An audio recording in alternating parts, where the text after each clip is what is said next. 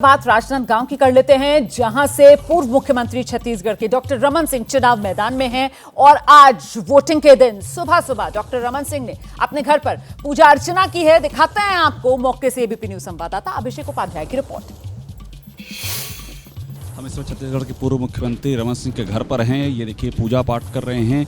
राजनांदगांव में वोट डालने से पहले दुर्गा माता की उपासना करते हुए हमको दिखाई पड़ रहे हैं पूर्व मुख्यमंत्री रमन सिंह।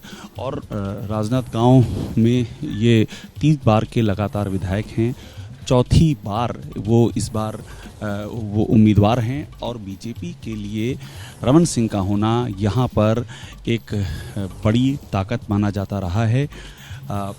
राजनांदगांव एक ऐसी सीट है जहाँ से बहुत ही कंफर्टेबली जीतते रहे हैं। हालांकि पिछली बार करुणा शुक्ला ने उनको कड़ी टक्कर दी थी। और देखिए यहाँ पर पूजा करके आप निकलेंगे वोट डालने के लिए।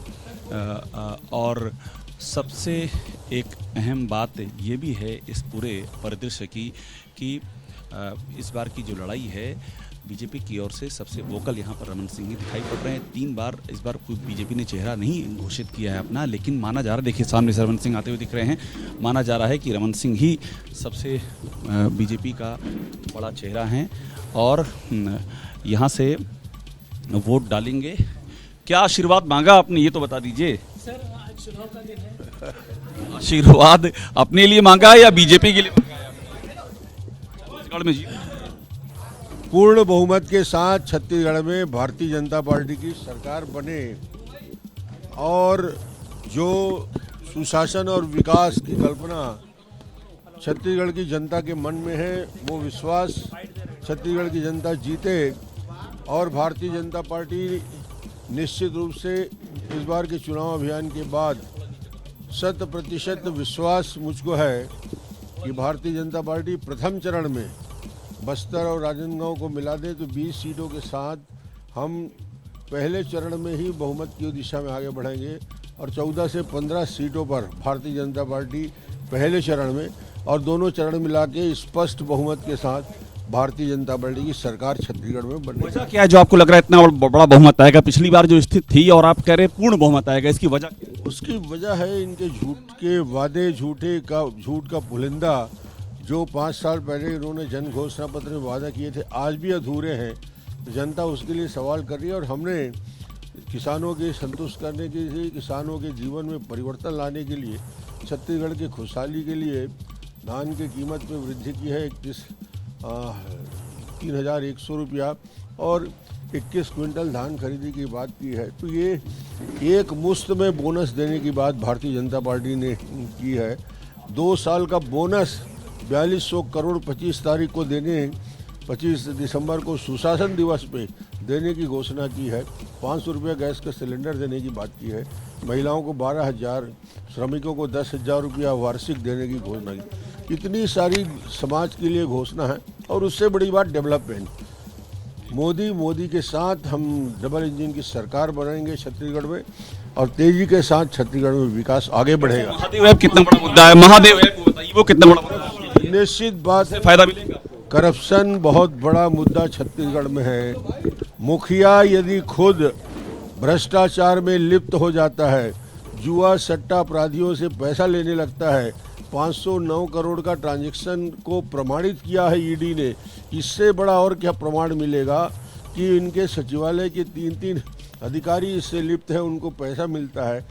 उनका बयान जो आया है सोनी का, जो महादेव ऐप का प्रमुख है, संचालक है, कि मैंने 509 करोड़ 508 करोड़ रुपया भूपेश बघेल को दिया है, 5.7 यानी 5 करोड़ 70 लाख रुपया जब्त हुआ है और वो हैंडलर था जिसको किया गया, उसके बयान पे भी आया है कि बघेल नाम के व्यक्ति को हमने पैसा दिया है। तो कोई सबूत नहीं, डॉक्टर साहब वो कह रहे हैं कोई सबूत नहीं है इसका। इससे बघेल साहब कह रहे हैं कोई सबूत नहीं। अब क्या भूपेश के हाथ में नोट दिख रहा है? इससे बड़ा और प्रमाण कोई हो सकता है दुनिया में कि जो पैसा देने वाला है वो बोल रहा है, जो महादेव ऐप का डायरेक्टर है अपना प्रमाण पत्र दिखा रहा है कि मैं डायरेक्टर हूँ। वो डायरेक्टर जब बोल रहा है तो और किसको ढूंढ के लाओगे आप लोग? मुझे समझ में नहीं आता। इससे ज़्यादा पुख्ता प्रमाण देश की जनता और प्रदेश की जनता और ईडी के पास नहीं। सीएम की रेस में हैं आप, सीएम पद की रेस में हैं डॉक्टर साहब आप?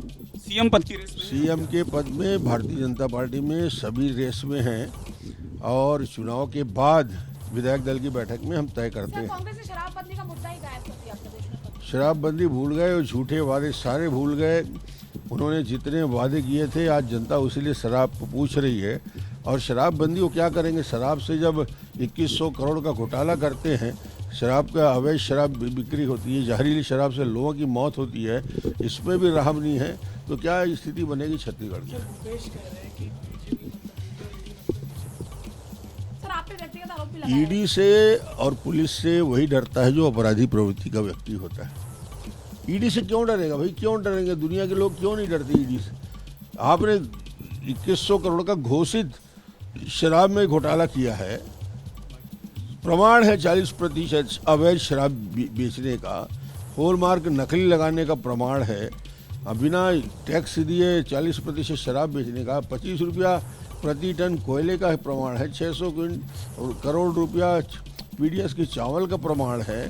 कितने सारे प्रमाण चाहिए जिसपे एक एक भ्रष्टाचार, और महादेव अब तो खुली किताब है। डॉक्टर साहब बिट्टू भैया का भी नाम लिया है उसने, शुभम सोनी ने, कि बिट्टू भैया की मौजूदगी में दिए हैं, तो ये किस और इशारा कर? ये सारा विषय ईडी की जांच का और खोद का विषय है और इसमें कोई अपराधी ना बचे, सभी अपराधियों के ऊपर कार्रवाई होनी चाहिए। मैं तो इतना ही मांगू। कार्रवाई क्या करेंगे? पहली कार्रवाई क्या करें? आपकी सरकार आती है तो महादेव ऐप मामले में क्या कार्रवाई करेंगे? कार्रवाई न्यायालय करती है, न्यायालय में साक्ष्य प्रस्तुत किए जाते हैं।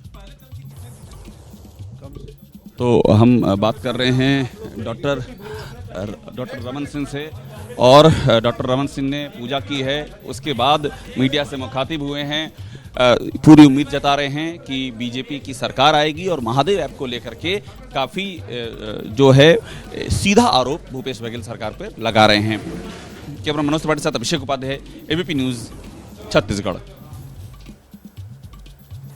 डॉक्टर रमन सिंह को आप सुन रहे थे, पूरी तरीके से घेराबंदी करते हुए भूपेश बघेल सरकार की। डॉक्टर रमन सिंह के सामने कांग्रेस की तरफ से राजनांदगांव से गिरीश देवांगन को चुनाव मैदान में उतारा गया है। लेकिन सबसे बड़ा सवाल जो लोगों के मन में बना रहा वो ये कि बीजेपी ने आखिर डॉक्टर रमन सिंह का चेहरा इन चुनाव में आगे क्यों नहीं किया? 3 बार के मुख्यमंत्री, लगातार 3 बार इसी राजनांदगांव सीट से चुनाव जीते हुए डॉक्टर रमन सिंह, पर पार्टी ने चेहरा उनको नहीं बनाया। और एक वक्त तो ऐसा आ गया था जब ये कयास लग रहे थे कि साहब टिकट भी दिया जाएगा इस चुनाव में डॉक्टर रमन सिंह को या नहीं।